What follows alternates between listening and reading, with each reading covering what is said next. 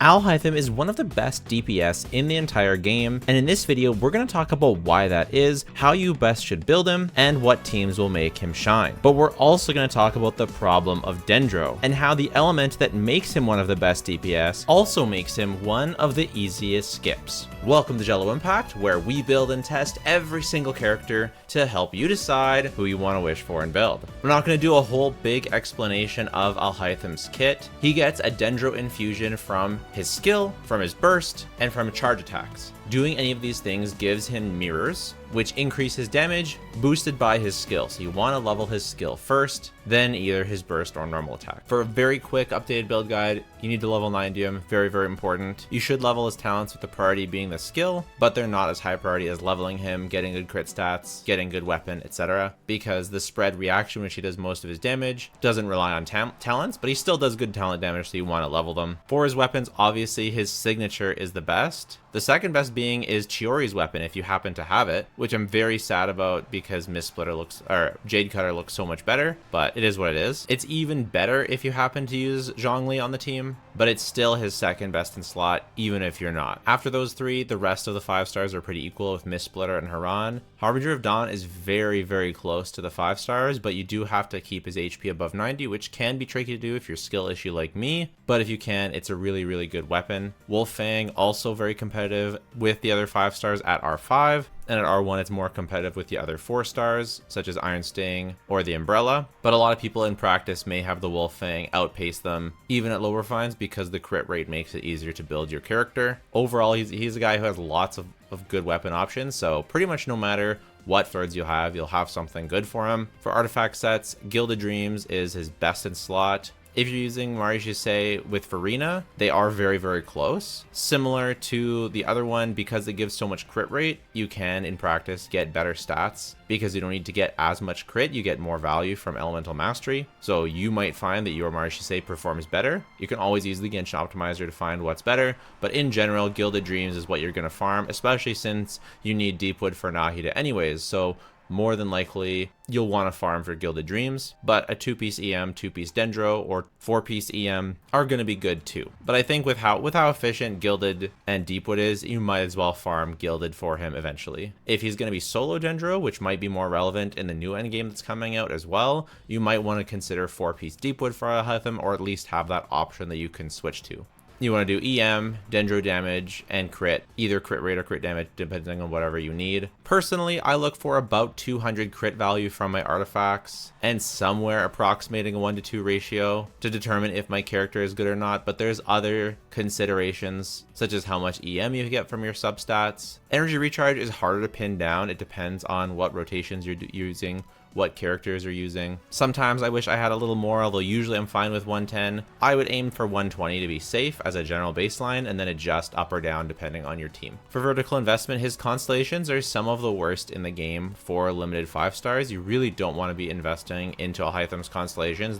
It's not that they offer nothing. C1 is a bit of a quality of life, and C2 gives some extra damage, but compared to other constellations you could be getting, such as Nahida's C2, Haitham's weapon is better as well. Or if you're going to use him with Farina, using Farina's C1 or C2, as soon as you get C1 or C2 Farina and C2 Nahida, you've essentially got a whale team. Like it's just not even, you're just going to be destroying the Abyss so much, it's not even funny. Haitham's constellations are not generally advised. I don't personally use any constellations. All my 5 stars are C0, so you know he's one of the best DPS at C0. I think that's one of his biggest strengths, is that at C0 he's one of the best DPSs. You don't need to get a bunch of constellations to unlock his power. He's very free to play friendly at C0. You don't need to feel pressured for his constellations. That's one of his pros, I think. But he does have those options to vertically invest in those supportive characters, which is nice. The best characters synergize with the best characters. That's just how it goes. For teams, there's basically 2. Quick Bloom and Spread, or maybe this is considered Spread Bloom.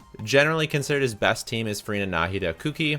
It's a very, very good team. Despite Kuki only healing the on-field character, even getting that bit of fanfare that you do is still worth it. If you want a bit more comfiness, you can put Nahida on Prototype Amber. You'll get more damage out of the team by using a damaging option like her signature or the Widsith, but you can do Prototype Amber if you find yourself dying and you wish you had a bit more healing. But Kuki's healing is enough if it's enough. It's enough if it's enough. And of course, Kuki's built on full EM because she is triggering Hyper Blooms, and Furina's buffing Nahida's and Alhaitham's damage, which is especially why you do want to build Nahida on damage if you can get away with it. And Furina is built the usual way, of course. I really like this team. I think it's really good, but you don't have to use Furina. You can use Yelan as well. Yelan does a lot of personal damage. This team is very comparable to the others, especially in single target, where Yelan is actually hitting all the enemies with her arrows. It's an AoE that Furina tends to pull ahead more. Although Furina always pulls ahead, it's just Yelan's closer here. It still feels plenty strong. This is still one of the strongest teams. So definitely not like any sort of budget team or something like that. But you can also use Xingqiu. Xingqiu provides more defensive utility, more interruption resistance. This team is generally comfier. You still get a lot of damage. It's still not that far behind the other options. I still highly recommend this team. None of these feel like budget options. They all feel like premium teams. So whichever one you end up wanting to make, that is totally fine, and you can enjoy any of these. The only time when we start getting to more budget, we start looking at something like putting Baiju here because you don't have Furina, because you don't have Nahida, and then you can put Furina. I mean, this is not more of a budget team. It's just another option you can go down if you don't have Nahida. I don't like it as much. Nahida is very, very important to Alhaitham's damage in terms of the energy she provides and the buffing she provides and just the damage that she gives the team overall. All of it is very, very relevant. Baiju does have some buffing, yes, and he does help max out the fanfare, but the damage loss is too great. And you could replace Kuki with Raiden, but it doesn't really do anything for you because Raiden buffs all the characters' bursts, which just aren't that impactful on this team. But it's still a very good team. Hyper Bloom, very, very strong. Spread, very strong at a baseline, so it's still very, very good. Of course, you can run Kiraura, Dendro main character, or Yao Yao in this slot too, but they all just don't feel as nearly as good as using Nahida. So that's Hyper Bloom and Quick Bloom. Spread is Alhaitham's second team. This one consists also of Alhaitham plus Nahida, very, very important to the team overall. And then the third, the Electro option, you have lots of choices. You have Yai, you have Fischl, you have Lisa, you have Beidou. Any of these are going to be good for the Electro slot. And then your defensive slot can be, generally it's Kuki or Zhongli. Kuki can use the Sapwood Blade in this team. She'll want to be fully M in the other one, but for this one, you can do Sapwood Blade and some sort of buffing set. Maybe you want to use Instructors, maybe you want to use Noblesse, maybe you want to use the healing set, maybe you want to use Tenacity. Instructors will obviously give you the most damage, but come at the cost of a bit lower healing. If you have the Key of Kajna Suit, that Nilou's weapon, that's very, very good here. Zhongli's Resistance Shred's very powerful on this team, and it's very nice to have that defensive utility. Both of these options are very, very good.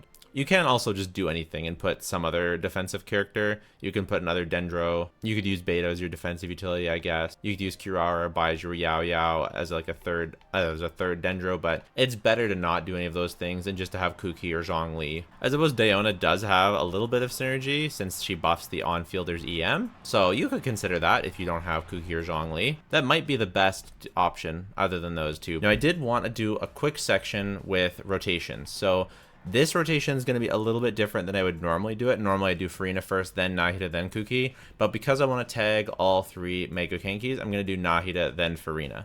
But what you're going to see is a little bit of a swap, like a swap cancel almost. So we're going to start with the Nahida Furina normal setup, but then we're going to do Alhaitham's Burst. Now he has a special mechanic where you have time to switch out to use Kuki's skill and then back to Alhaitham before he actually gets his Dendro infusion. So I have about 100 ping, so I have a small window to do this. If you have less than 100 ping, it should be easier for you, but let's start this out. So we'll use, whoops. So let's start this out with Nahida, skill, burst, Furina, skill, burst, Alhaitham, burst, swapping to Kuki, skill, back to Alhaitham, and we have our Dendro infusion and 3 mirrors. So now we have, yeah, we did it right, essentially.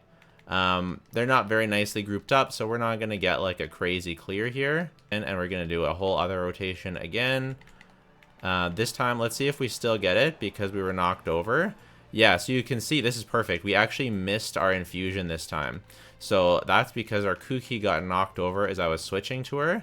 And so because of that, I was unable to get the full proper rotation. So you can see why it's important that you don't mess that up. We still cleared in perfect amount of time, but I mean, it's not really a swap cancel. I'm just saying swap cancel because of Wuthering Waves has infected my brain. So go check out my second channel for Wuthering Waves content. So for spread, the split rotation is what we want. Normally, we're going to start with Yai, but in this case, we're starting with Nahida just because of how the Kankis are set up, and I'm on controller. So we actually do a plunge attack instead of Alhaitham's burst right there, and we save his burst for after doing the plunge attack and a few normal attacks.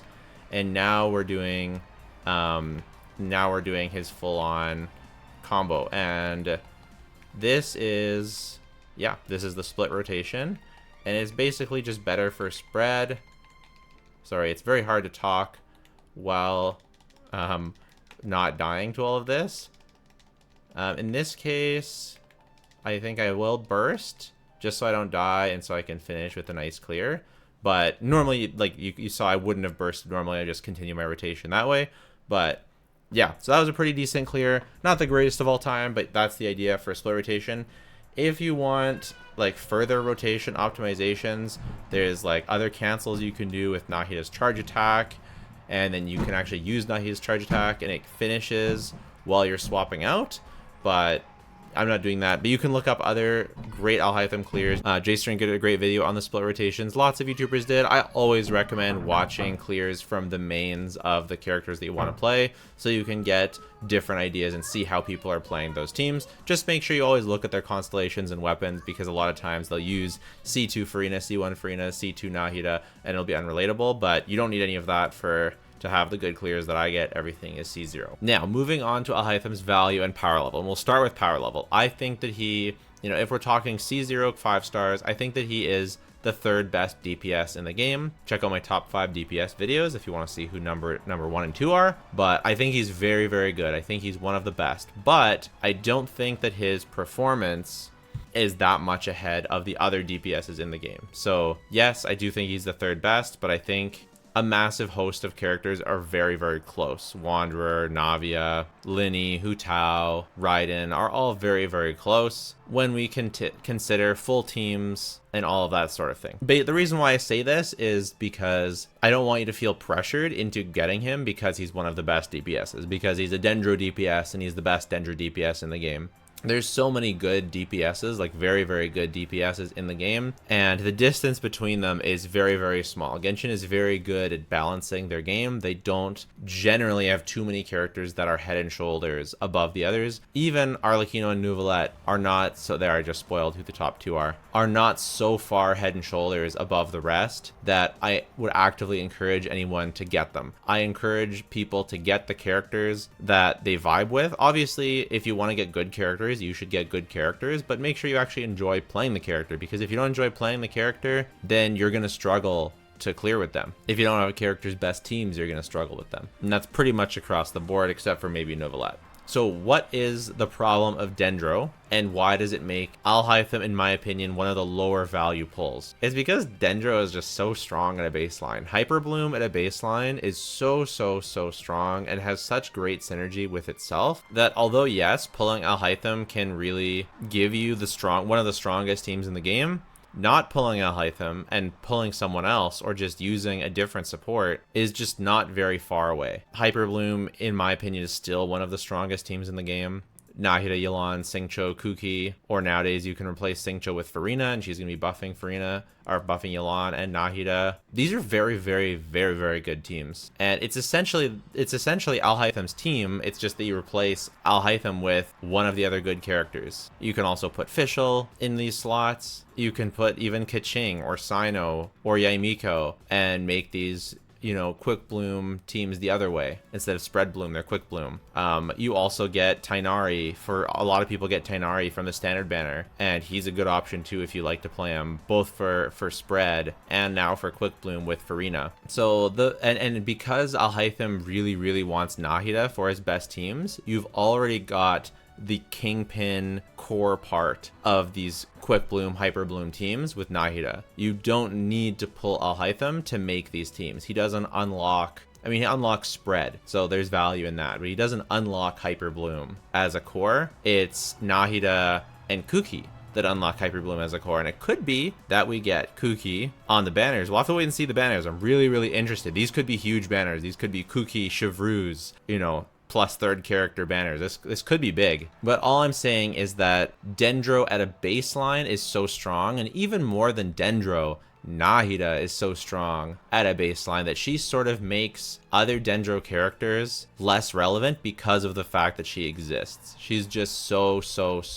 good. I did also want to say you can run Haitham with Nilou as well. It's not really optimal for either of them, but it's definitely still good. It's definitely still something you can do. But I don't think that this should cause, you know, anyone who wants to pull Haitham, I don't think that this should dissuade you from pulling him. He still has some value in those teams in that he replaces, for example, if you're using Yelan and Farina on that team, or Yelan and Xingqiu, he replaces either Yelan or Xingqiu, so you can use them on the other side. I mean, that has value, right? And he is objectively a damage upgrade for that team, right? He will. And he is more comfy to play an on-field Haitham than an on-field Nahida. That's gonna be more comfy to play. So I don't think he has like zero value. I don't think this is like, you know, he's totally a redundant character or something like that. No, he is the ceiling team for Dendro. He is really good. He does free up some other valuable characters. All of this is great, but you can easily build those teams without him. And you could say that about most DPSs, but because of the specific nature of Hyper Bloom, it's more true with Haitham than anyone else. Hyper Bloom is by definition like a 3-man core, and it's so strong at a baseline that as long as you add in another character that's good, the team is going to be good. So even though Haitham's the best, the other options are still insanely good because Hyper Bloom is just insanely good.